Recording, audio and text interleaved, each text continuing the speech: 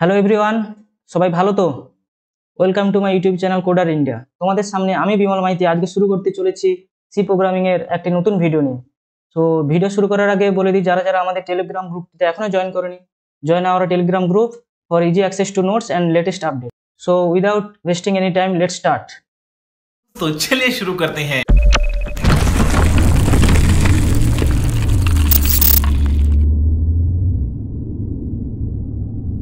So এর আগের দিন আমরা যেটা দেখেছিলাম code blocks installation, history of C and যেটা ছিল সিনট্যাক্স। তো তার জন্য আমরা কোড ব্লকসটা আজকে ওপেন করিনি এবং সিনট্যাক্স যেটা ছিল সেটা এর আগের দিন ভিডিওতে আমরা এক্সপ্লেন করেছিলাম। তো আজকে সেটা আরেকটু ব্রিফলি এক্সপ্লেন করবো, সাথে রিভিশনও দিচ্ছি, ঠিক আছে?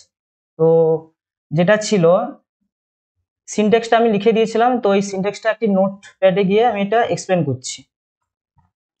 সো ফার্স্ট যেটা ছিল হ্যাজ ইনক্লুড stdio.h, ঠিক আছে? Has include stdio.h। তার আগে বলে দিই কম্পাইলের কাজটা আমি বলেছিলাম। কম্পাইলের কাজটা কি ছিল? সোর্স কোডটাকে ও মেশিন কোডে কনভার্ট করবে, ঠিক আছে? তো সোর্স কোড কোনটা? আমরা যে পুরো প্রোগ্রামটা আমরা কোড ব্লকসে যেটা টাইপ করতাম, কোড ব্লকসে যেটা লিখতাম সেটা হচ্ছে সোর্স কোড, আর মেশিন কোডেও কনভার্ট করতাম। কম্পিউটার তো ও আমাদের সোর্স কোড কিংবা হিউম্যান যাই বলিক না কেন কিছু ও বুঝতে পারবে না। সেই জন্য কি করবে, কম্পাইলার কি করবে, সোর্স কোডগুলোকে যেগুলো আমরা কোড ব্লকসে লিখবো সেটাকে ও কি করবে, মেশিন কোডে কনভার্ট করবে। মেশিন কোড যেটা সেটা কিন্তু মানুষ বা হিউম্যান ওটা রিড করতে পারবে না, ঠিক আছে? তো কম্পাইলার কাজ এটাই ছিল যে সোর্স কোডটাকেও মেশিন কোডে কনভার্ট করবে। তো এই সোর্স কোড আর টু মেশিন কোড এর মধ্যে আরো অনেক প্রসেস রয়েছে, তো সেগুলো বললে সবগুলো মাথার উপর দিয়ে যাবে, সেটা আমি আর এক্সপ্লেন করছি না, ঠিক আছে? তো মেন যেটা পয়েন্ট ছিল সোর্স কোডটাকে মেশিন কোডে কনভার্ট করবে। তো এই মেশিন কোডে কনভার্ট হয়ে যাওয়ার পর ওই মেশিন কোড দিয়ে একটা এক্সিকিউটিভ ফাইলে কনভার্ট হবে, যেটা কম্পিউটার বুঝতে পারবে। তো কম্পিউটার কিভাবে বুঝতে পারবে? তুমি এখানে সোর্স কোড লিখলে, কম্পাইলার কি করলো, ও মেশিন কোডে কনভার্ট করার আগে ও চেক করবে যে কোথাও এরর বা সিনট্যাক্স এরর রয়েছে নাকি, ঠিক আছে? সাপোজ তুমি এখানে হয়তো সেমিকোলন দিলে না, সেমিকোলন না দিয়ে তুমি এটাকে রান করলে ও রান করাবে না, ঠিক আছে? ও আগে চেক করবে যে কোথায় প্রবলেম রয়েছে, কোথায় এরর রয়েছে, ঠিক আছে? তো সেটা আমি একটা এক্সাম্পল দিয়ে দেখাচ্ছি। সাপোজ এটা আমাদের সিনট্যাক্স ছিল, আমি এখানে সেমিকোলন দেবো না, ঠিক আছে? সেমিকোলন না দিয়ে আমি এটাকে রান করবো, দেখি রান হয় নাকি। আচ্ছা, রান হচ্ছে না, এখানে এরর দেখে দিচ্ছে, ঠিক আছে? এররটা কোথায়? এরর এক্সপেক্টেড সেমিকোলন, মানে এখানে একটা যে লাইনে এরর দেখাবো ঠিক তার আগের লাইনটা চেক করবে, সেখানে কোথাও না কোথাও এরর রয়েছে, ঠিক আছে? তো তার জন্য আমরা এখানে সেমিকোলনটা দিয়ে দিই, বোঝা গেল? যদি কোনো সিনট্যাক্স প্রবলেম থাকে, সাপোজ এখানে আমি কার্লি ব্রেসটা দিলাম না, ঠিক আছে? এটাকে আমি রান করি, রান হচ্ছে না, এখানে কতগুলো এরর দিয়ে দিচ্ছে, ঠিক আছে?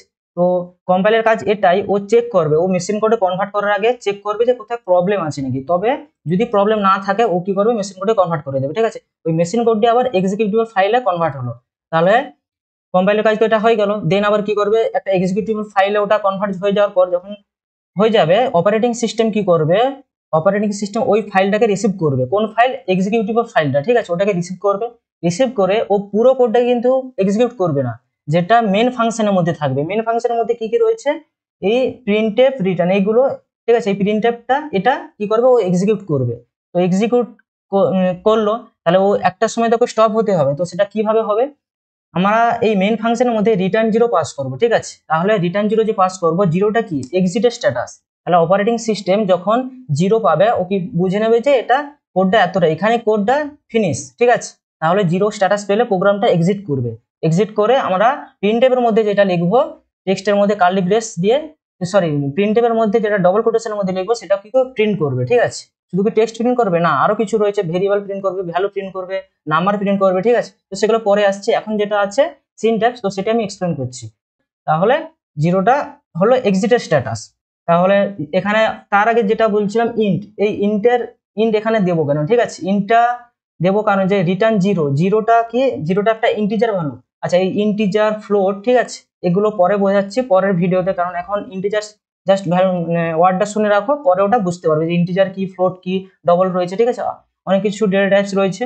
তো যখন জিরোটা হচ্ছে এক্সিটের স্ট্যাটাস, এটা তো বলে দিয়েছি। তো যখন এই যে জিরোটা হচ্ছে, এটা কি একটা ইন্টিজার ভ্যালু, যার জন্য এখানে ইন্টম্যান ইউজ করছি, ঠিক আছে?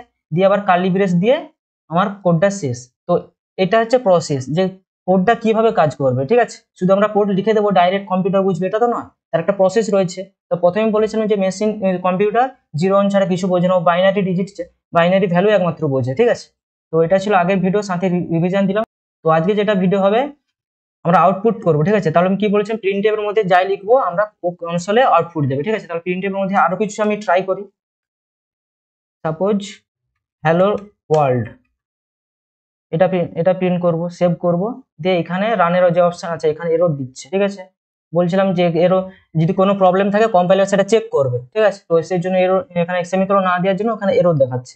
তো এবার আমি সেমিকোলন দিয়ে রান করলাম। রানটা কোথায় করবে, এই যে বিল্ড এন্ড রান ছিল দেখা যাচ্ছে, কোডার ইনটা হ্যালো ওয়ার্ল্ড, ঠিক আছে। আচ্ছা আমি এখানে আমি নিউ লাইনটা এটা বোঝাইনি। আচ্ছা, কোডার ইন্ডিয়া হ্যালো ওয়ার্ল্ড, কিছু বোঝা যাচ্ছে এখানে, কোডার ইন্ডিয়া হ্যালো ওয়ার্ল্ড, ঠিক আছে। কিন্তু আমরা এখানে লিখেছিলাম কি দুটো লাইনে, কিন্তু এখানে দিচ্ছে কি আউটপুট একটি সিঙ্গেল লাইনে, ঠিক আছে। এটা কি করে সম্ভব, এটা বোঝাচ্ছি। তো বোঝা গেল মোটামুটি প্রিন্টের মধ্যে যাই লিখবো আমরা ওটা আউটপুট পাবো কনসোল পেজে, ঠিক আছে। তাহলে কোডার ইন্ডিয়া হ্যালো ওয়ার্ল্ড এটা আমি লিখেছি, কিন্তু সমস্যা হচ্ছে আমি লিখেছি দু লাইনে, কিন্তু ওখানে কনসোলে পাচ্ছি এক লাইন, সিঙ্গেল লাইনে। তো এটা সলিউশন কি নেই, অবশ্যই আছে। সলিউশনটা কি, আমি যদি এই ফার্স্ট লাইনের পর একটা স্ল্যাশ এন, এই স্ল্যাশ এন এর কাজটা কি একটা নিউ লাইন, ও একটা কার্সারটাকে কি করবে নিউ লাইন মুভ করাবে, ঠিক আছে। তাহলে এখানে স্ল্যাশ এন দেওয়া মানে এই কোডার ইনটা প্রিন্ট করবে, প্রিন্ট করে একটা নতুন লাইনে যাবে, নতুন লাইনে গিয়ে কি করবে এই হ্যালো ওয়ার্ল্ড প্রিন্ট করবে। তো সেটা আমি যেটা বলেছি সেটা হচ্ছে নাকি দেখি। আচ্ছা তার আগে এখানে রানের অপশনটা আসছে না, কেন আসছে না, কারণ এর আগে যে আমরা পেজটা ওপেন করেছিলাম সেটা কিন্তু ক্লোজ করিনি, এখানে ক্লোজ করতে হবে। পেজ ক্লোজ করলে তবে তুমি পরের যে প্রোগ্রামটা লিখবে সেখানে রান করার অপশন পাবে, ঠিক আছে। তো ক্লোজ করলাম, দিয়ে ঘুরে আবার রান করলাম, এসছে কোডার ইনটা হ্যালো ওয়ার্ল্ড দুটো পরপর লাইনে, বোঝা গেল। তাহলে আমি যদি আরো একটা লাইন লিখি, printf welcome to my channel, এখানে কিন্তু আমি স্ল্যাশ দেবো না, ঠিক আছে, সরি নিউ লাইন দেবো না। কি দেখাচ্ছে, একই লাইনে দেখাচ্ছে। কোডার ইনটা আমি এখানে কোডার ইনটা দেওয়ার পর নিউ লাইন দিয়েছিলাম, যার জন্য কোডার ইনটা প্রিন্ট করে একটা নিউ লাইন প্রিন্ট করলো, ঠিক আছে। নিউ লাইন নিয়ে এলো, নিউ লাইনে এখানে কি করলো hello world welcome to my channel, যেটা দু লাইনে লিখেছিলাম সেটা এক লাইনে দিয়েছি। তাহলে এখানে সলিউশন কি, এরপর একটা স্ল্যাশ এন দিয়ে দিতে হবে। স্ল্যাশ এন দিলে কি করবে কোডার ইন্ডিয়া, তাহলে ফার্স্ট প্রিন্ট করলো, কোডার ইন্ডিয়া প্রিন্ট করে একটা নতুন লাইনে এন্টার করলো, ঠিক আছে, এন্ট্রি করলো। তো তারপর হ্যালো ওয়ার্ল্ড প্রিন্ট করবে, তারপর একটা নতুন লাইনে যাবে, গিয়ে ওয়েলকাম টু মাই চ্যানেল। আচ্ছা এখানে কি আমি নিউ লাইন দিতে পারি না, অবশ্যই দিতে পারা যাবে, নিউ লাইন দিয়েছিলাম। কিন্তু এখানে নিউ লাইনের পরে আমি যেটা বলেছিলাম যে ও নিউ লাইনের কাজ হচ্ছে নতুন একটা লাইন নিয়ে আসবে, ঠিক আছে। তার welcome to my channel print করার পর একটা নতুন লাইন দিয়েছি। তো এটা যদি না বোঝা যায় আমি ঘুরে এখানে আরো একটি নিউ লাইন দিলাম, ঘুরে আরো একটি দিলাম, তিনটা দিলাম পরপর, কোনো অসুবিধা নেই। কটা লাইন দিয়েছে, তিনটা লাইন হয়েছে। তো এটাই হচ্ছে নিউ লাইনের কাজ। তো আজকে যেটা শিখলাম, যেটা সিনট্যাক্সটা রিভিশন দিলাম, ব্রিফলি এক্সপ্লেন করলাম কিভাবে আমাদের অ্যাকচুয়ালি কাজটা করে, কম্পাইলার কাজগুলি। আচ্ছা কম্পাইলার যে আমাদের কম্পাইলারটা কি কম্পাইলার রয়েছে সেটা একটু দেখে নেই। কোড ব্লক সেটিং এ যাবে, গিয়ে এখানে কম্পাইলার অপশনে দেখবে যেগুলো কম্পাইলার যেটা নাম হচ্ছে GNU GCC কম্পাইলার। এই কম্পাইলার এই যে পুরো প্রসেসটা এই সোর্স কোডটাকেও মেশিন কোডে কনভার্ট করছে, ঠিক আছে, এই প্রসেসটা হচ্ছে। তো আজকে যেটা দেখলাম প্রিন্টে মানে আউটপুটটা কিভাবে হচ্ছে, সাথে নিউ লাইন, ঠিক আছে, নিউ লাইনের কাজটা। তো পুরো নোটসটা আমি রেডি করে, এই কোডগুলো সব রেডি করে আমি নোটস রেডি করে টেলিগ্রামে শেয়ার করে দিচ্ছি, তোমরা ওখান থেকে অ্যাক্সেস করো, ঠিক আছে। তো আজকের ভিডিও এতটাই পর্যন্ত, দেখা হচ্ছে পরের ভিডিওতে। সবাই ভালো থেকো, জয় হিন্দ।